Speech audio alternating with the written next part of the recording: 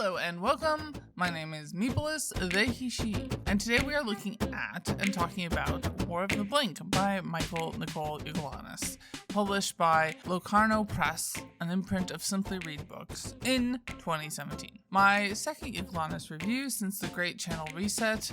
I really should go back and re-review the stuff I reviewed in the before times, because it's all really good. For the full bio of Michael Nicoll Yahgulanaas, you can check out my review of his other Haida Manga, Carpe Fin. Keywords that came to mind reading War of the Blink: community, conflict, canoes, and bold lines. And clicking over to Goodreads, the summary is, quote, "This Haida manga intriguingly blends graphic storytelling with a fine art sensibility. Yahgulanaas communicates via an arresting series of images, evoking the traditional visual arts of the Haida people," says Publishers Weekly. The brilliant follow-up to Red, a Haida manga, another stunningly inventive retelling of an ancient Haida tale, the latest offering from acclaimed graphic artist Michael Nicoll Yahgulanaas. War of the Blink is a stunning, full-color graphic novel about war and peace. It is the story of a fisherman who suspects a party of raiders is descending upon his island home. When his warnings are not heeded,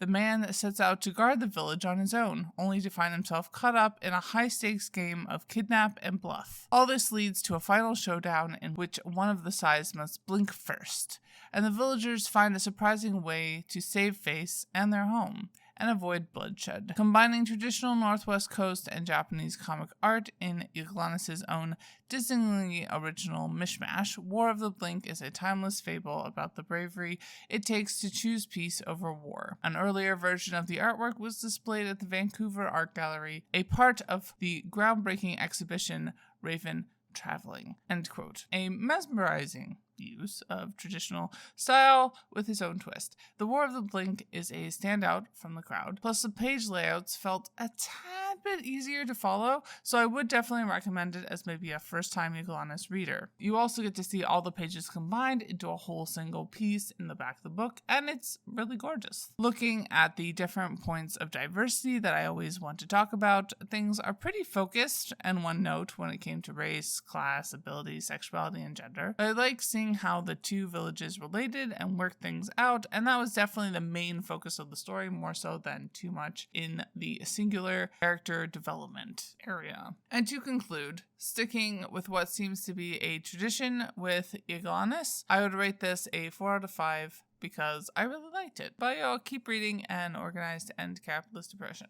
And as always, Literally Graphic is created on land that should be given back to the traditional landholders, which in this case is, to my knowledge, the Mississaugas of the Credit First Nation, Anishinaabe people, the Haudenosaunee Confederacy, and the Huron-Wendat Nation.